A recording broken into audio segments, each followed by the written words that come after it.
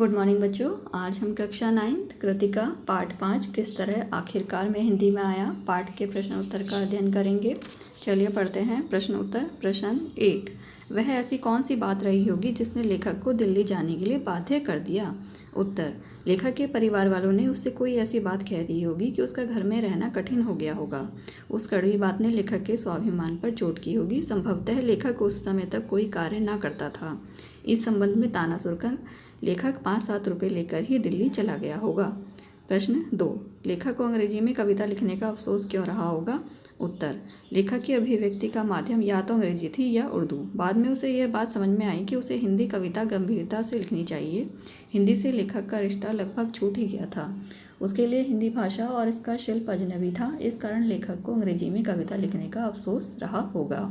प्रश्न 3, अपनी कल्पना से लिखिए कि बच्चन ने लेखक के लिए नोट में क्या लिखा होगा।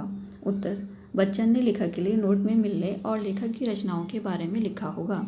प्रश्न 4, लेखक ने बच्चन के व्यक्तित्व के किन किन रूपों को उभारा है। उत्तर, नंबर 1, बच्चन जी मित्रता का निर्वाह करना जानते थे। नंबर 2, वे मित्रों की सहायता करते थे। नंबर 3, बच्चन ने लेखक की MA की शिक्षा का वह स्वयं वहन करने का निर्णय लिया था। नंबर 4, बच्चन जी सुहृदय कवि थे, उनकी कविताएं प्रसिद्धि पा रही थीं। नंबर 5, बच्चन जी नव कवियों को प्रेरणा देते थे। नंबर 6, लेखक की दृष्टि में बच्चन जी सहजप्राय व्यक्ति थे।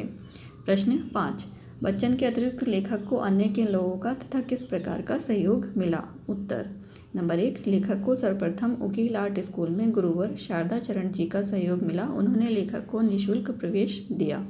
नंबर 2, पंत जी के सहयोग से लेखक को अनुवाद का काम प्राप्त हुआ। नंबर 3, पंत एम निराला के प्रोत्साहन से लेखक को कविता लिखने की प्रेरणा मिली।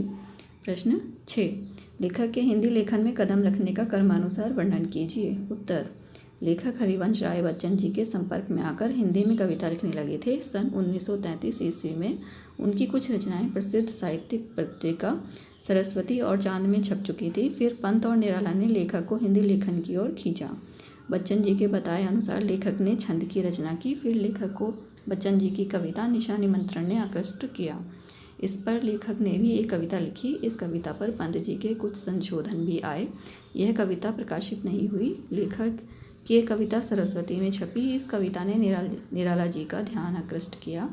फिर लेखक हंस के कहानी विभाग में चला गया। प्रश्न 7, लेखक ने अपने जीवन में जिन कठिनाई को झेला है उनके बारे में लिखिए। उत्तर, नंबर 1, लेखक प्रारंभ में बेरोजगार था। उसके पास धन की कमी थी। वह स्कूल की फीस भी नहीं चुका सकता था। नंबर 2, लेखक को अपना खर्च चलाने के लिए साइन बोर्ड पेंट करने पड़ते थे। नंबर 3, लेखक की पत्नी का टीबी से निधन हो गया था। नंबर 4, लेखक व्यवस्थित ढंग से शिक्षा नहीं ले सका था। प्रश्न 8, दिल्ली प्रवास की अवधि में लेखक की मनस्थिति कैसी थी।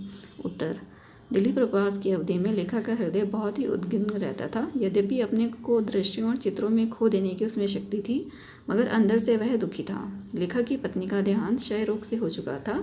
दिल्ली की सड़कों पर वह एकदम अकेला था। बच्चों, आप इन प्रश्नोत्तर को अपनी कॉपी से देखकर पढ़ेंगे और याद कर लेंगे।